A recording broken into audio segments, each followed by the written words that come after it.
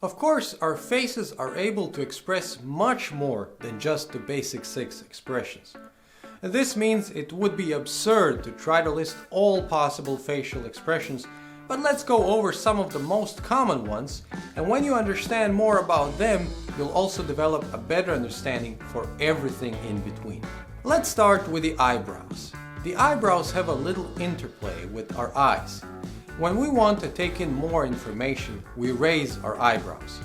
So looking at people's eyebrows can help you tell when they are really curious or interested in what you're telling them. When you're talking with someone, the moment that you notice that little eyebrow raise when they say, "Really?" that's the moment you know you got them curious. That's the moment you ignited a little spark, and then you just have to keep building up that fire. Of course, there's also the little flirtatious eyebrow raise. But don't do that when you're really trying to flirt. It's actually more funny than really flirtatious. Another gesture that can be very playful is winking. A wink can imply a little secret between two people and can also be an attempt at flirting, which I again wouldn't really recommend. Mind that winking at someone can be seen as patronizing, as if you're treating a child, so always use it carefully. The nose is a relatively passive part of the face. Apart from wrinkling up here and there, it doesn't contribute much to body language, but it already has a very important function, namely breathing. So what more can you ask of it? However, lips are very expressive. We use our lips and mouth to take in food, so on the one side they are crucial to our survival. On the other side, we use them to produce language, to express ourselves. So in extension, the lips show a lot about how we feel about things that are served to us, so to say, and can also show things that we feel but don't want to say. Some common expressions are, for instance, a half smile. This can often be seen as mischievous, bold, or, if pushed even further, slightly evil.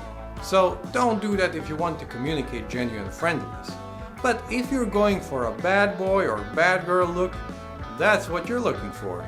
Now, although puckering up your lips, which is pressing them together and outwards, is a symbol for a kiss, pressing them together and inwards can be a sign of frustration.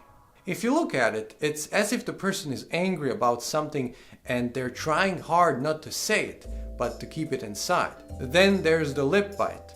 Biting your own lip can also be a sign of tension and frustration. It suggests that there is some anger in the person, but they're not letting it out on someone else, but on themselves.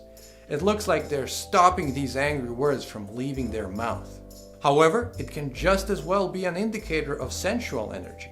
As a matter of fact, it's what a person will often do before they kiss someone. One final gesture we'll cover is sticking out your tongue. This is of course a gesture mostly children do, but understanding how it works will help you understand more about facial expressions in general.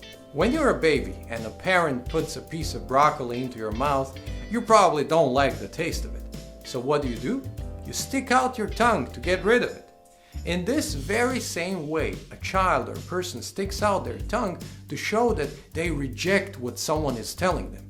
So it's no wonder that this gesture then grew to be seen as disobedient, impolite, and cheeky. But that's exactly why using it in a friendly setting can make it seem cute or even flirtatious.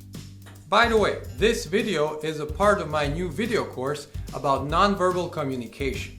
This course will teach you how to read other people's body language and use your own to be more charismatic, confident, and convincing. If you want to learn more, you can find it under the link in the description below. Thank you and have a great day.